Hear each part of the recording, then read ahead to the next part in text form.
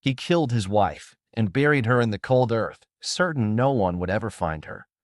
10 years later, she knocked on his door, smiling and alive. When a man believes he's buried his sins deep enough, he forgets that the ground has a memory. That secrets rot slow, but never vanish. And sometimes what you thought was dead returns to finish the story. This is true Crimes Alter, where betrayal is never the end, and justice never forgets. If you believe the truth always finds its way home, subscribe now, share this story, and leave your thoughts in the comments below. Caleb Morgan glanced at the clock.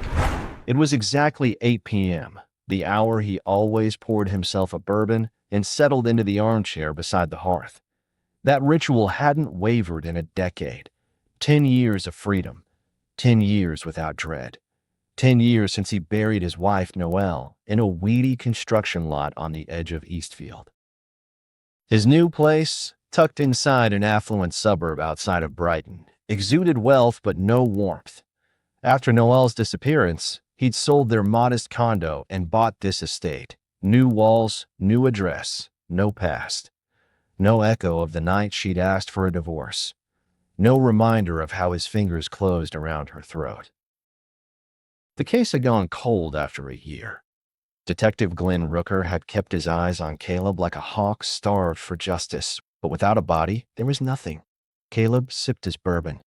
His wealth firm was flourishing. His name showed up on donor plaques, and the community held him up as a man of stature. No one knew what he'd buried, in the dirt or in his memory. Then came the doorbell. Sudden, jarring. Caleb opened his eyes, confused. He wasn't expecting company. Any acquaintances usually called first. Maybe a delivery. He set his glass down, crossed the hall, and pulled the door open. Time stopped. There she stood. Noelle. The wife he'd killed. The woman he'd buried. Caleb's limbs went numb. His vision wavered as if the world tilted sideways. A buzzing filled his ears. "Hey, Caleb," she said, her voice slicing through his horror. That unmistakable voice, the one that haunted his dreams. "What took you so long to answer?" She looked exactly as she had the night she died. Same chestnut hair grazing her shoulders. Same piercing gray eyes. Even the tiny beauty mark at her upper lip. The only difference was the fine lines and a whisper of silver in her hair, like she'd really lived the last 10 years. But she couldn't have. "You," he gasped. Words failed. "Can I come in?" she asked, flashing that same knowing smile. "It's freezing out here." She brushed past him into the house like she belonged. Shrugged off her coat and hung it up on the same type of rack they once had. "You changed the furniture," she said casually, taking in the decor. "I like it, though I'd have put the couch against the far wall." Caleb remained by the doorframe, paralyzed. This had to be a delusion, a psychotic break. He'd finally snapped. You're dead," he choked out. Noel turned, confused. "Dead?" "Caleb, I told you I'd be home late. Traffic was a nightmare." He clutched the doorframe, nausea rising. "I buried you," he said. Noelle stepped closer. Her skin was warm. Her perfume was the one she always wore, jasmine with vanilla undertones. "Are you okay?" "You look pale," she said, pressing a hand to his forehead. "Maybe you're sick. I'll put on the kettle." She glided toward the kitchen, as if she'd lived there all along. Caleb followed, heart pounding. This couldn't be real. But she moved with the same grace, opened the right cupboard, selected their old teacups from the exact spot, and started the kettle. "Caleb, did something happen at the office?" she asked gently. He watched her, shaking his head. He remembered every detail of that night. Her telling him she was leaving. Their argument. His hands, her breath stopping, rolling her up in a rug, the drive through back roads, the shallow grave under frozen soil. "You can't be here," he whispered.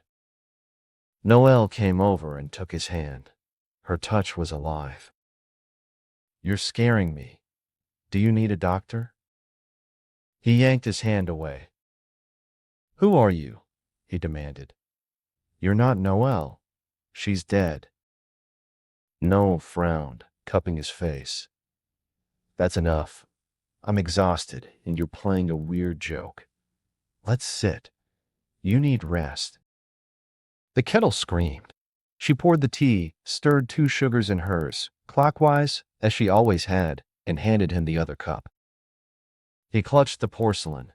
It burned his fingers. Real. "This can't be happening," he muttered. "It's 2015, she replied, sipping her tea. "March 28th. We just got back from Dr. Barrow's, remember?" "No," he said, trembling. "It's 2025. It's been 10 years. Noel stared at him for a moment, then smiled uncertainly. "What kind of joke is this?" He bolted to his study, returned with his laptop, logged in, and pointed to the date. "See? March 28th, 2025.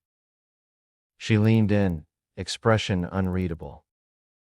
"Caleb, I don't know how you changed the clock, but this isn't funny. Are you feeling well?" He shut the laptop and backed up. "You can't be here," he muttered. He'd almost confessed. "You're scaring me," she whispered. "Let me help you to bed." She led him upstairs, effortlessly finding the master bedroom in a house she had never lived in. As she made the bed, he watched in disbelief. "How did you know where the bedroom was?" he asked. She turned, puzzled. "Why wouldn't I? We've lived here 5 years." "No. I bought this place after you vanished. You've never set foot in it."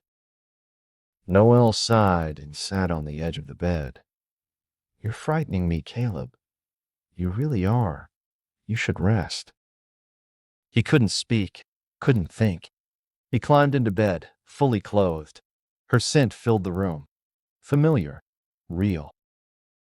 "Oh, no," he whispered. "If this is you, forgive me." She smiled, brushed his cheek. "Forgive you? For what, love? Now sleep." Fatigue dragged him under. He dreamed of dirt, silence, and eyes watching from beneath the soil. He woke with a start. Noel's side of the bed was empty. Maybe it had all been a dream. But then the smell of eggs and toast, dishes clinking downstairs. He rose and went to the kitchen. Noel was at the stove, humming. "Morning," she said brightly. "How are you feeling?" For the first time in 10 years, Caleb Morgan felt true, bone-deep fear. Day 3 of her return felt like something out of a fevered nightmare.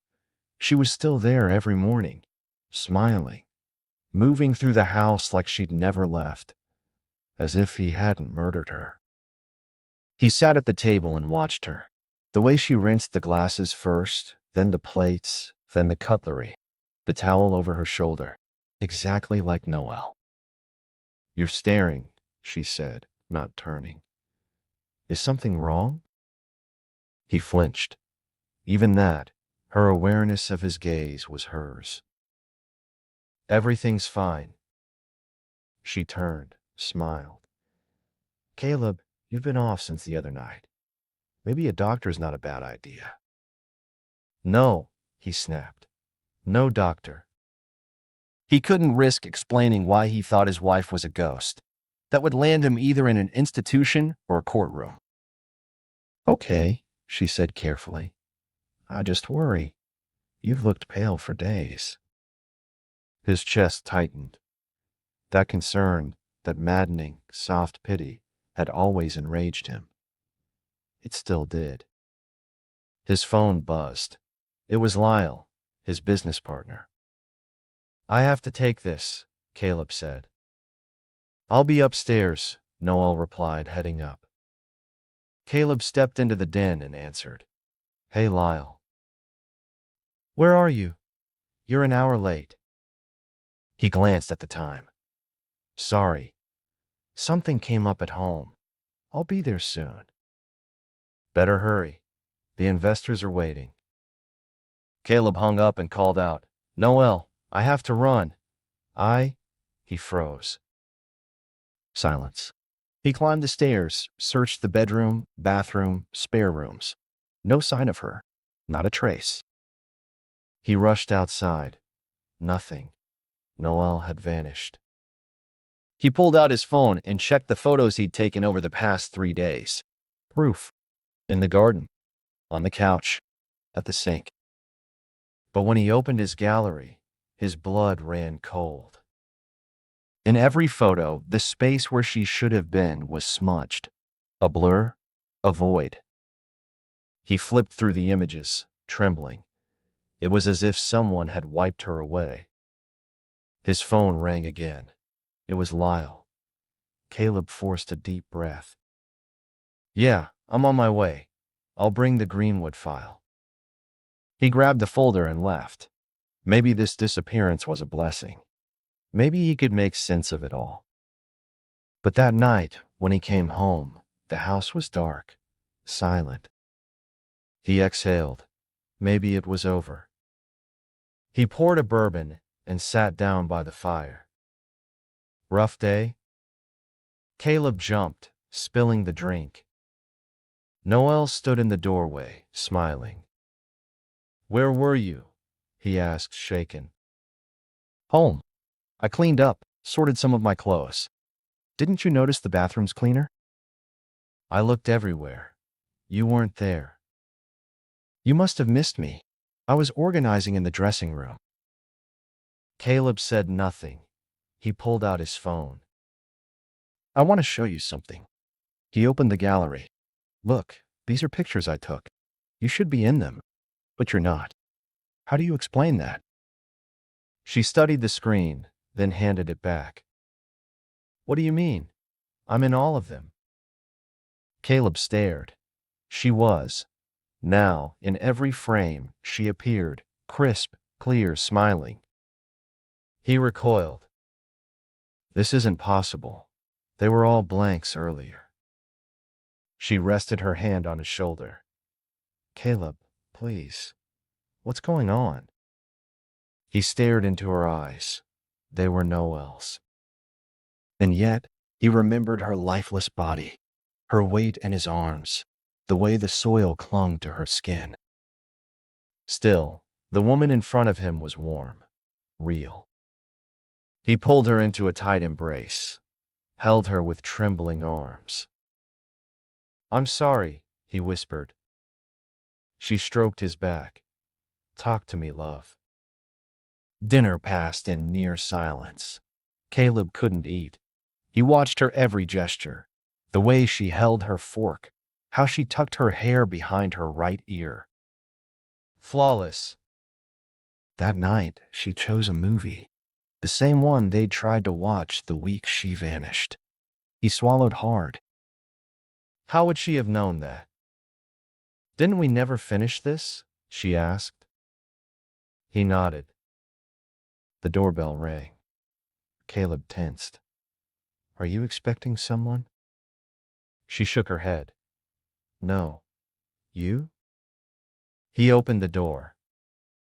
Detective Glenn Rooker stood on the stoop.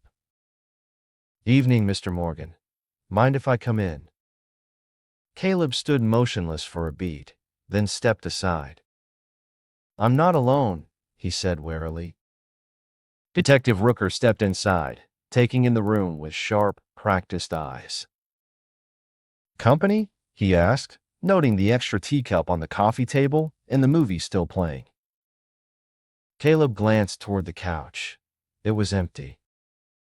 He froze. She was just here, he murmured. Rooker raised a brow. Maybe she didn't want to face a badge. Makes some people nervous, especially the ones with things to hide. Caleb forced a tight smile. She must have gone upstairs. I'll get her. He turned toward the steps, hesitated, then called out, Elaine? Rooker stiffened. Did you say Elaine? Caleb paused, realizing his mistake. Yeah, just someone I know. Friend from a while back. Interesting choice of name, Rooker said, eyes narrowing. Given the history. Caleb's chest tightened. What can I do for you, detective? It's been a long day. Just a check-in, Rooker said slowly. Sometimes old cases stir up new dust. Strange calls, unusual visits, anonymous letters. Anything like that cross your path recently? Caleb shook his head. Nothing. Not a thing. You remember your wife's case is still open, don't you? Caleb kept his voice even. Of course I remember. But it's been 10 years. Surely there's nothing left to find. Rooker gave a dry laugh. You'd be surprised. New evidence has a way of crawling out of the past. People talk. Witnesses come forward. Bodies turn up. The words landed like a stone in Caleb's gut. You found something? He asked. No, Rooker said. Not yet. Then he turned toward the door. But give my regards to your guest. Elaine, was it? The door closed behind him with a soft click. Caleb stood there, gripping the doorknob. His legs felt weak. A voice broke the silence behind him. Is he gone? He spun around. Elaine stood on the stairs, one hand on the railing. Where were you? He demanded. Upstairs. I heard the bell and thought it best to stay out of sight. Didn't want to complicate anything. He stared at her. Why? She came down the steps, calm as ever. Because something's wrong, Caleb. You're not acting like yourself. You keep saying I'm dead. Then the police show up. You tell them I'm your friend. I don't know what's going on, but it's not nothing. Her gaze held steady. Is there something I need to know? He looked away. It was just a routine check. That's all. You sure? She asked, because it felt like he was looking for me. Caleb had no answer. They climbed the stairs in silence. That night he couldn't sleep. Elaine breathed softly beside him, serene, but his mind wouldn't stop racing. Just before dawn, he slipped out of bed and padded to his study. He opened his laptop and unlocked an old folder, one he hadn't touched in years. Photos of Noelle. He compared every image to the woman upstairs. Identical, from the arch of her brow to the tiny scar behind her left ear. A perfect replica or the original? He remembered burying her. He was sure of it. But what if grief had twisted his mind? What if he hadn't killed her? What if she'd left him and somehow come back? No, he remembered the grave. He checked his phone. The photos of Elaine were still there, clear now, no more blurs. But he knew what he'd seen before. Something was wrong. He took a new photo of the computer screen with Noelle's image opened and emailed it to himself, then deleted it from his phone. If it changes in the email, he whispered, then it's not just the phone. Something else is happening. At breakfast, Elaine greeted him with eggs, toast, and a warm smile. You look better, she said. Sleep helped? He nodded and sat down, checking his phone. The email had arrived. He opened the attachment. His stomach dropped. The image was now a smudge. No face, no screen, just static distortion. Is something wrong? She asked, setting a plate in front of him. No, he replied, forcing a smile. Everything's fine. She sat across from him, searching his face. How about yesterday? She said gently. That officer, and the way you introduced me. You said I was your girlfriend. Why not your wife? He hesitated. I didn't want to make things complicated. Complicated how? She asked, her tone sharpened. Why would the police care who I am? He pushed his plate away. It's not easy to explain. Try. He was saved by the doorbell. I'll get it, he said quickly. At the door stood a courier holding a small brown parcel. Delivery for Caleb Morgan. He signed for it and turned back to the kitchen. Elaine was gone. Elaine, he called. No answer. He moved from room to room, kitchen, study, upstairs, even the basement. Nothing. She had vanished. Again. Caleb sat on the couch, clutching the unopened box. This wasn't right. Real people don't disappear into thin air. Real people don't materialize 10 years after their death. He opened the phone's camera and recorded a message. My name is Caleb Morgan. Today is March 29th, 2025. 3 days ago, a woman came to my door claiming to be my wife, Noelle. But Noelle died 10 years ago. I buried her myself. I don't know who this woman is or what she wants, but she looks just like Noelle. She knows things only Noelle knew. I'm recording this so I don't lose my grip. If anything happens to me, it's because of her. He saved the file, emailed it to himself, backed it up. What he didn't know was that in a small, hidden room, tucked behind the attic wall, a room Caleb didn't even know existed, Elaine was watching. Smiling. From her vantage point behind a hidden camera in his study, she watched him upload the file. She leaned back, exhaled. That's it. Come unglued, Caleb. Let it all come apart. She opened her laptop, logged into the backdoor access she'd installed on Caleb's system a week before, found the video, copied it. Then, with steady hands, she edited it, adding visual noise, distorting the audio, rendering it unreadable. Just another scrambled, broken file. She replaced the original. On her desk, a photo of Noelle in high school smiled back at her. Elaine, who was not Elaine, reached out and touched it. I'm almost there, she whispered. Almost. On the 7th day, Caleb felt himself slipping. Every time he checked the video, it was worse. No sound, no image, just static. That morning, Elaine appeared at the bedroom door with 2 steaming mugs. Coffee? She asked sweetly. You look like you need it. He took the cup. She sat beside him. I didn't sleep, he muttered. Me neither, she said softly. I had nightmares. About what? She turned to the window.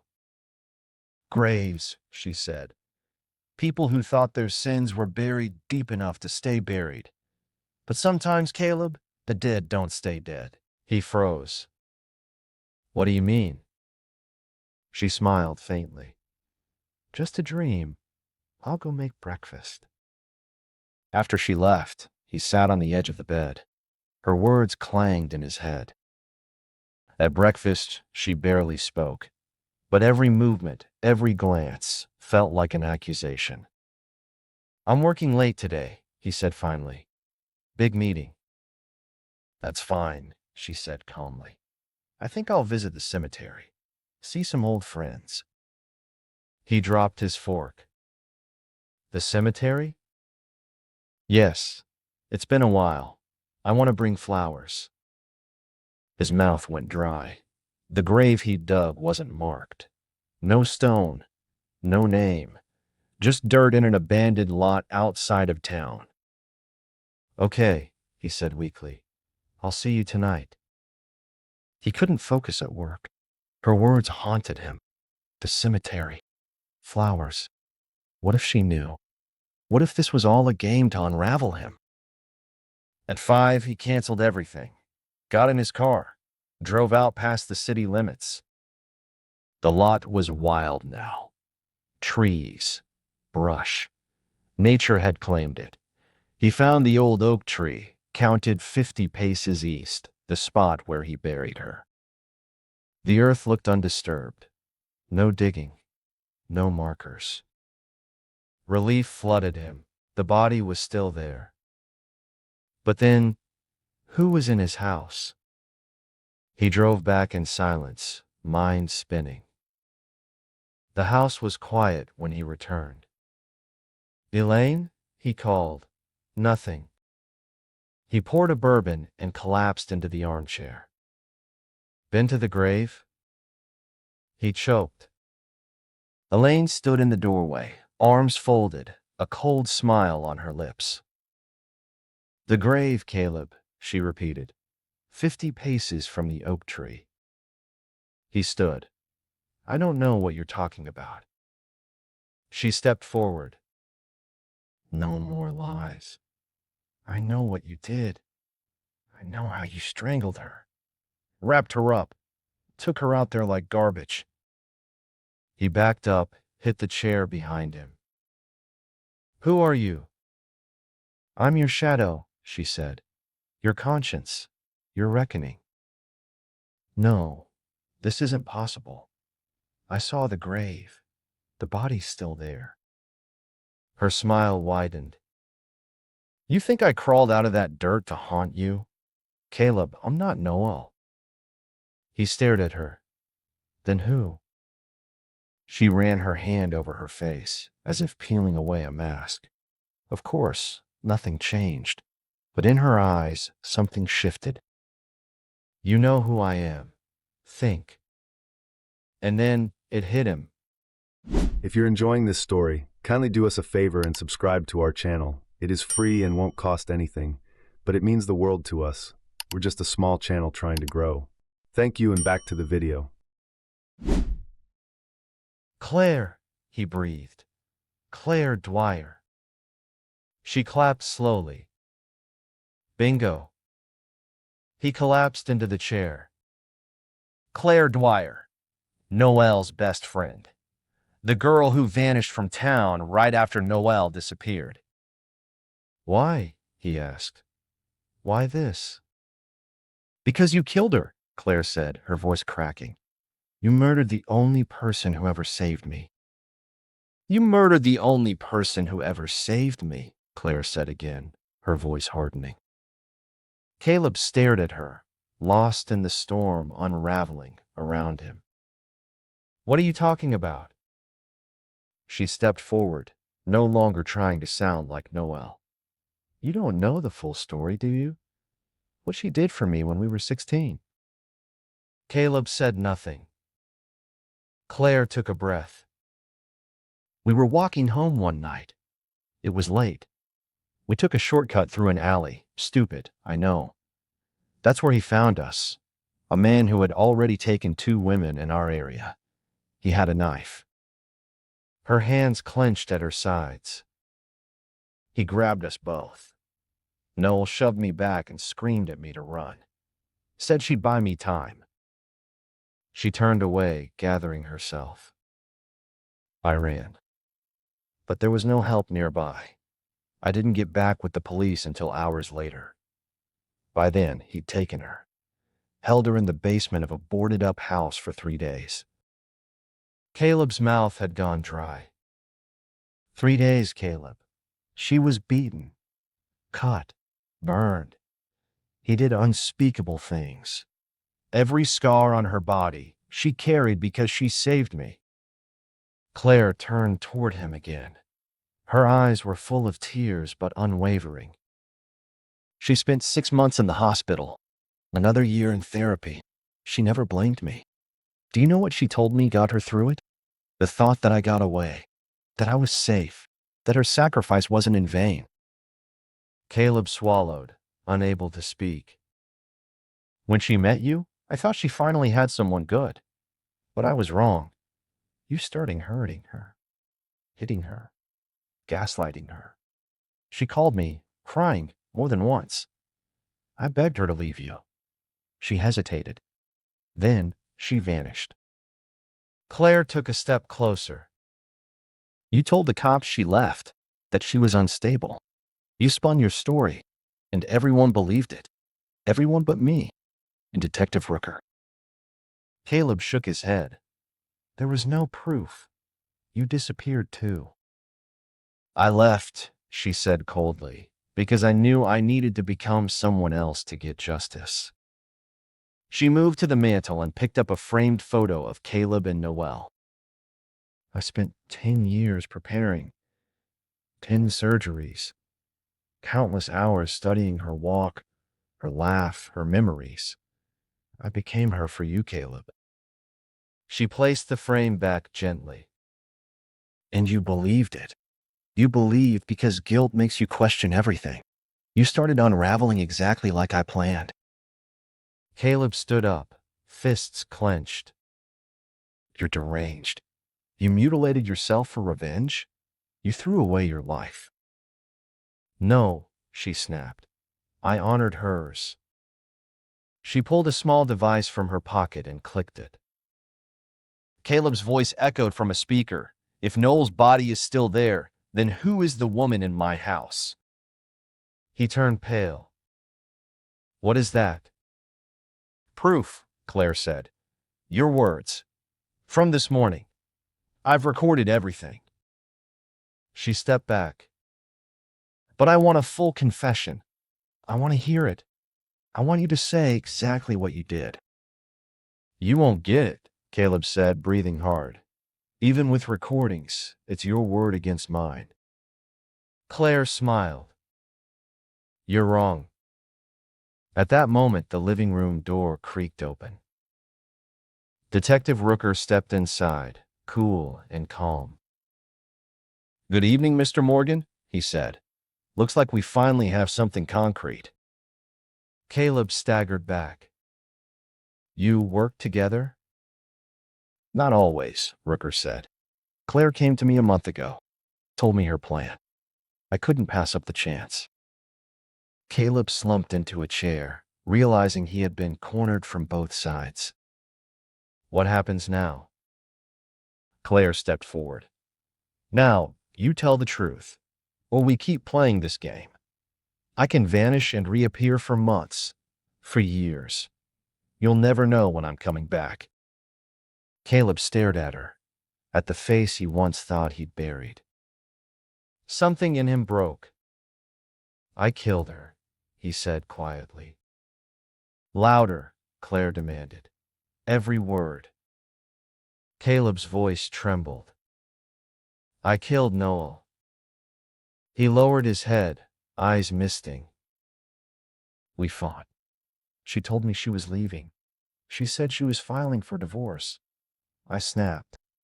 I grabbed her. I strangled her. I didn't stop. She stopped moving. He exhaled shakily. I wrapped her body in a rug, drove out past Eastfield, buried her 50 paces from the oak tree, the vacant lot behind the abandoned construction site. Claire didn't move. Her tears ran silently, but she didn't look away. Rooker stepped forward and removed the handcuffs from his belt. Caleb Morgan, you're under arrest for the murder of Noel Morgan. Caleb didn't resist. As Rooker read him his rights, he just stared at Claire. You gave up everything for this, he said. The surgeries, the years. You think it was worth it? Claire studied him for a long moment. I don't know, she said, but I couldn't live any other way. She deserved justice, and now she has it. Rooker led him out the door. Claire stood alone in the middle of the living room. 10 years, 10 surgeries, a decade of living under someone else's skin. It was over. She turned toward the mirror. The face staring back at her wasn't hers. Not really. It had Noel's shape, Noel's grace. Claire reached for the necklace at her collarbone, the locket with a photo of them at 16. She unclasped it, stared at it one last time, and set it on the table. Justice had been done, but it brought no peace. She stepped back from the mirror.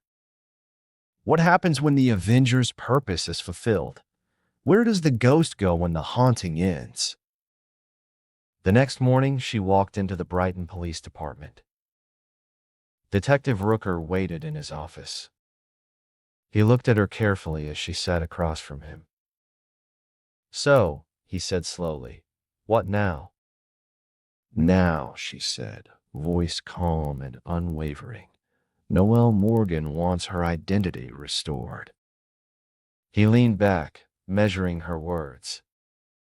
"Claire," he began, "you know this isn't who you are." "Noelle was never legally declared dead," she said. "Just missing. Now she's returned." Rooker stared into her eyes. "You're sure?" "I'm absolutely sure." She picked up the application form from his desk. Signed it. Noelle Morgan. The name on the face she had become. The only future she had left. The trial of Caleb Morgan began 3 months after his arrest. Media outlets called it the resurrection case. A man confesses to killing his wife, only to be haunted by her doppelganger. But the real story didn't fit headlines. The court proceedings were short and methodical. Claire testified under her legal name, Noelle Morgan, and presented her video and audio recordings. Detective Rooker corroborated every detail. The defense tried to discredit her, questioned her surgeries, her motives, her identity, but it didn't matter. The jury listened. And when the time came, they found Caleb guilty of second-degree murder. He was sentenced to 25 years to life. No appeal followed. Caleb had nothing left to fight for. After the verdict, Claire, now legally Noelle, didn't speak to reporters.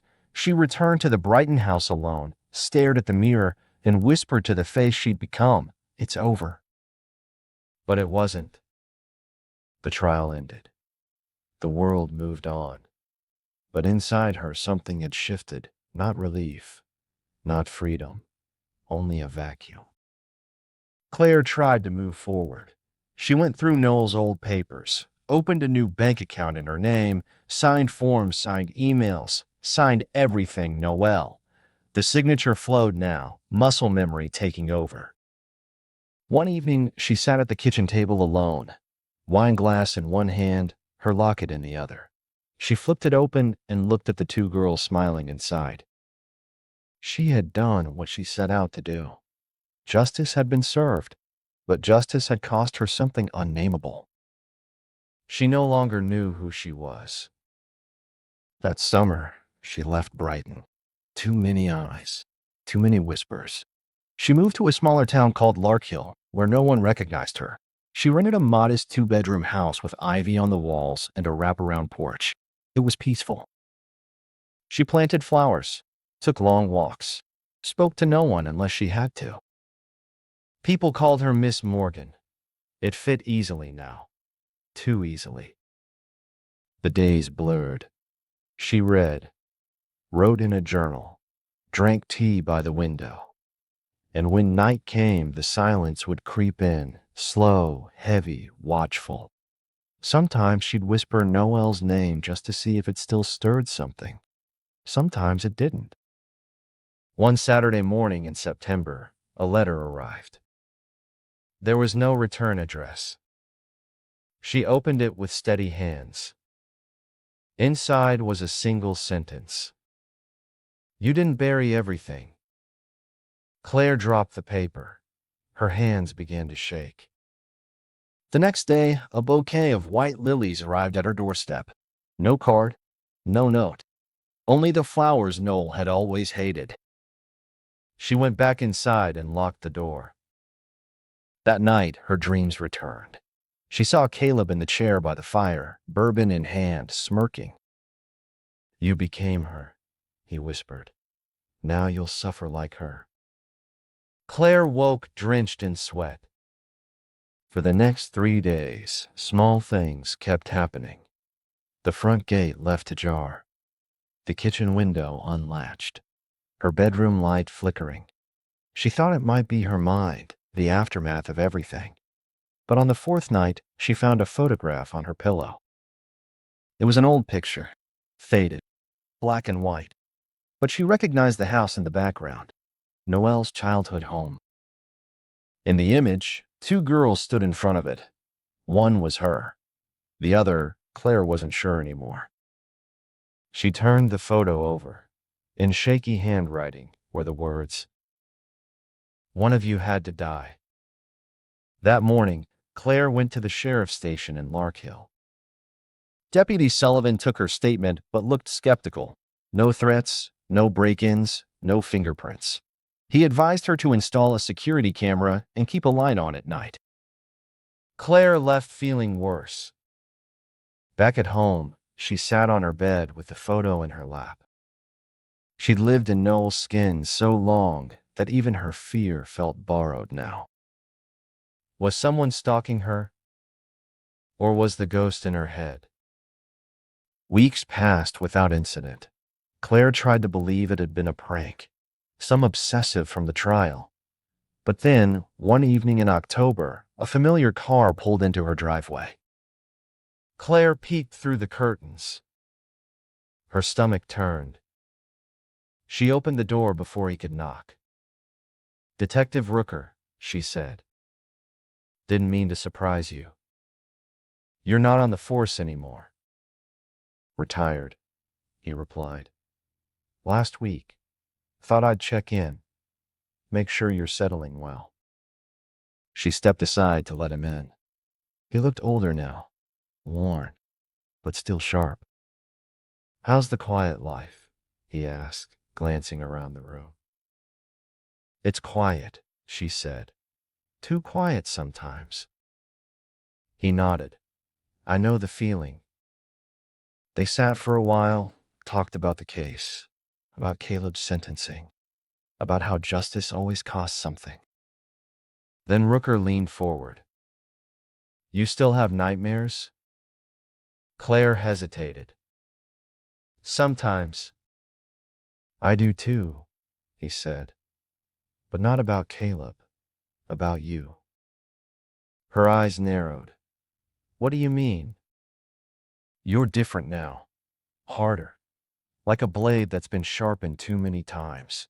Claire stood. "Why are you here, Glenn?"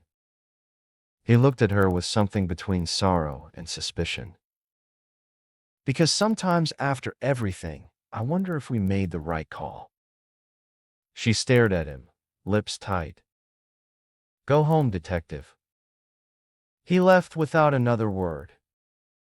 Later that night, Claire couldn't sleep.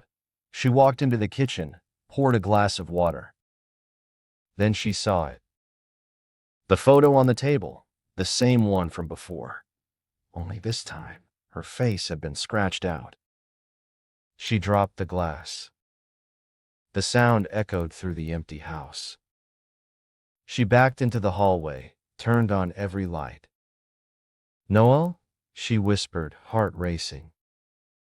Silence. And then, a knock at the door. Claire walked slowly toward it, her legs stiff. She opened it cautiously. No one was there. Just a small white box on the welcome mat. She picked it up, opened the lid. Inside, a flash drive. She took it to her laptop, plugged it in. There was one video file. She clicked play. The screen showed her attic, her bedroom, her kitchen. Footage from hidden cameras, watching her, tracking her every move, but not recorded from recent weeks. These were from before. From months before. From when she still lived in Caleb's house. One clip showed her removing the mask. Another, editing files on Caleb's laptop. Another, whispering into the mirror, repeating Noel's name. Claire sat frozen. Who had filmed her? The camera view was from a high angle, from within the attic walls. Only one person could have placed them.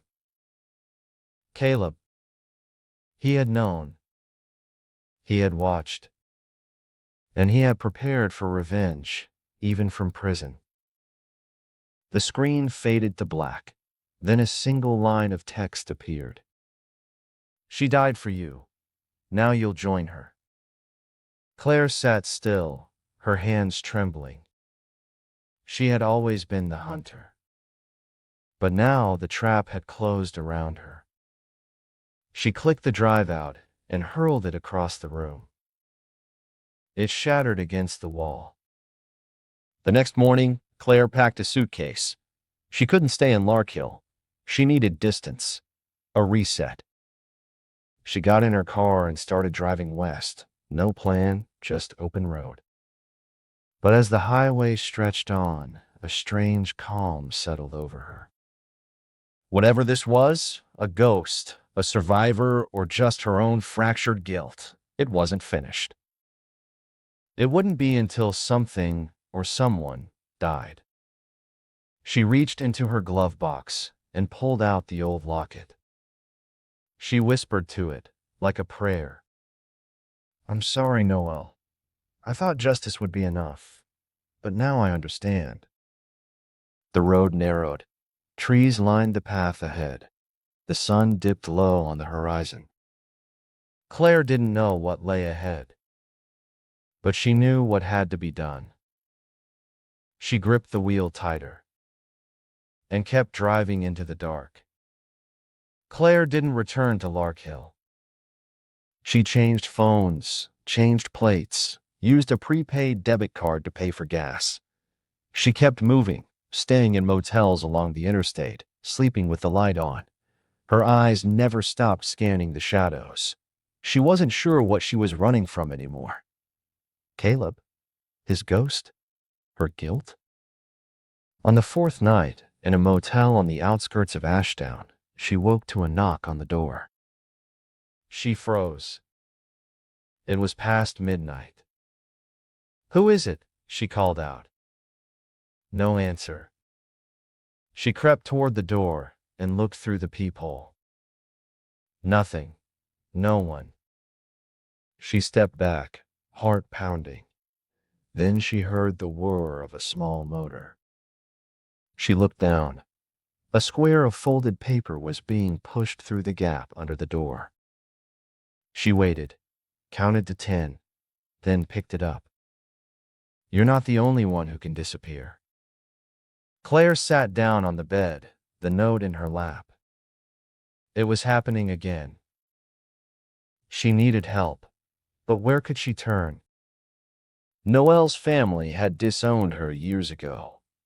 Caleb's arrest had destroyed what remained of her social connections, and the only person who had believed her, Rooker, was gone. She booked a new motel that same morning, but when she arrived, the front desk clerk smiled and said, "Room 13, just like you requested." She hadn't requested anything. The room was already unlocked. Inside, laid out on the bed, was her old black wig, the one she had used when first sneaking into Caleb's house, months before she'd revealed herself. Beneath it, a single bullet. And a note. "End it, or I will."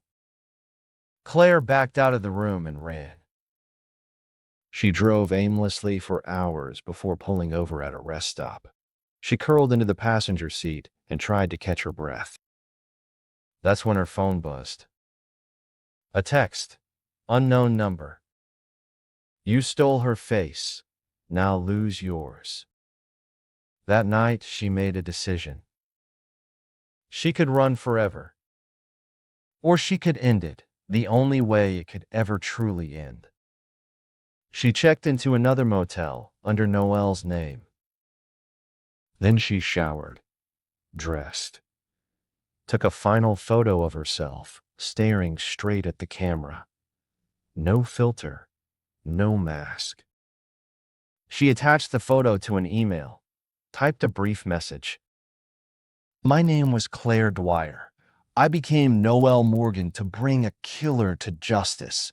But I was wrong to think that pain ever truly ends. Let this be the final chapter, not for vengeance, for peace. She clicked send to herself, to the Brighton Police Department, and to Rooker's old inbox. Then she placed the locket on the bedside table beside a note. Tell her story, not mine. Claire took the bullet she had found and held it in her hand. But she didn't load a gun. Instead, she walked to the front desk and handed the note to the clerk. Then she walked into the rain, alone, unarmed, unafraid. She disappeared that night. No body was ever found. Only footprints in the mud leading into the woods. Some say she died out there. Others believe she returned to her old identity, far away, in a place where no one knew her. Not as Noelle, not as Claire, just as someone new. But one thing is certain. The truth, once unearthed, never stays buried. What began as an act of justice turned into a descent into obsession, fear, and identity loss. Caleb Morgan's crime did not just take a life, it fractured others. And Claire Dwyer's pursuit of revenge, though rooted in loyalty, consumed her completely. If you ever find yourself in a toxic or abusive situation, know this: you do not have to suffer in silence. You do not have to take justice into your own hands. There are people who care. There are systems, imperfect as they may be, that exist to help. Love should not hurt. If someone has harmed you, emotionally, physically, or mentally, seek help immediately. Speak to a trusted friend, report to the proper authorities, or contact an advocacy group. Don't disappear into pain. Don't bury your truth. Because the dead may sleep, but the wounded carry the weight of silence. What are your thoughts on this haunting story of betrayal, revenge, and identity? Do you think justice was truly served? Let us know in the comments and tell us where in the world you're watching from. If you believe every story matters and the truth should never stay buried, subscribe to True Crimes Altar. Share this story with someone who needs to hear it, and don't forget to hit the notification bell so you never miss a story that chills and convicts. Until next time, stay safe and stay aware.